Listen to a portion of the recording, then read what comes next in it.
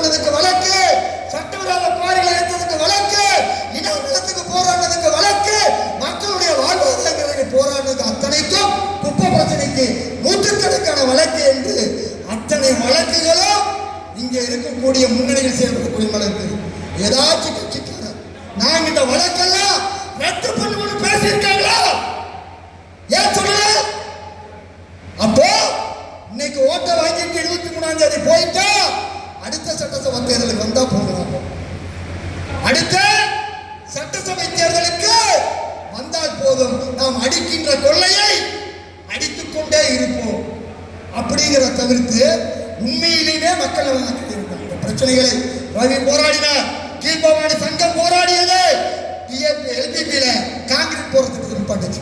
PAP சங்கம் போராடியது PAP பல மாற்றங்களை கொண்டு இப்படி இயக்கங்கள் தான், மக்கள் இயக்கங்கள் தான் இங்கே நிலைமைகளை மாற்றி இருக்கிறது.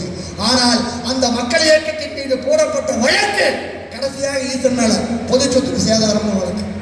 கரிகோழி இறக்காதுன்னு சொன்னதுக்கு பொது சொத்துக்கு சேதாரம் வழக்கு.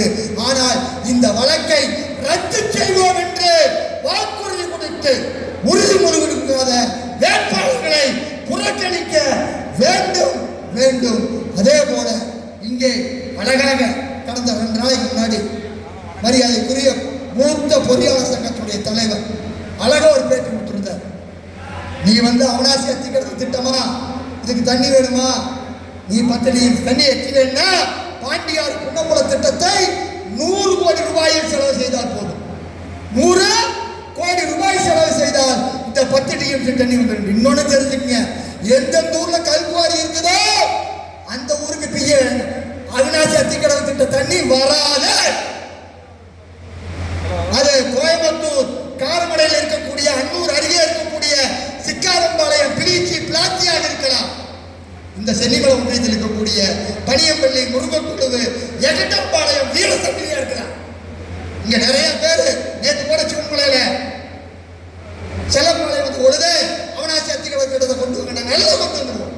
எப்படி கல்குவாரி இருக்கிற ஊர்ல அவனாசி அத்திக்கடவு திட்டத்தை கொண்டு வருவதில்லை என்ற முடிவில் 2 கட்சிக்காரங்க இருக்காங்க.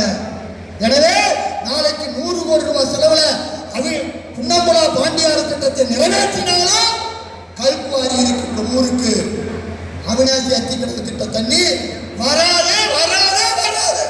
எனவே இந்த நிலைமையை நாம் மாற்ற வேண்டும். இதற்கு சொன்ன மூத்த பொறியாளர் சங்கம் தான் ஏற்கனவே சொல்லி இருக்கிறது.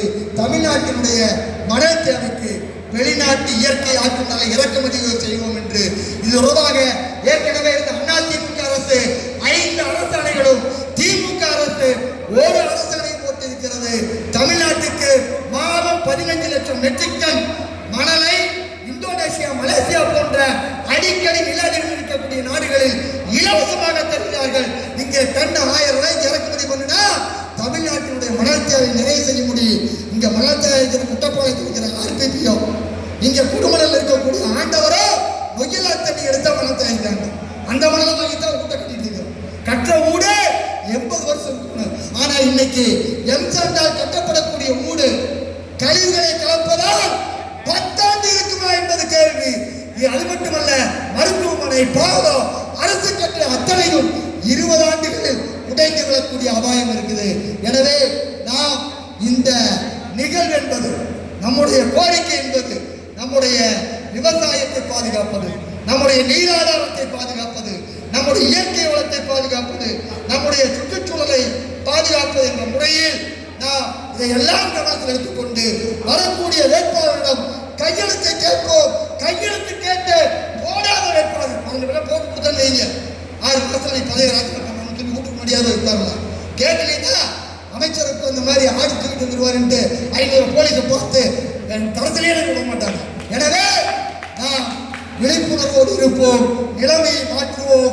நம்மால் தான் முடியும், நம்மால் மட்டும்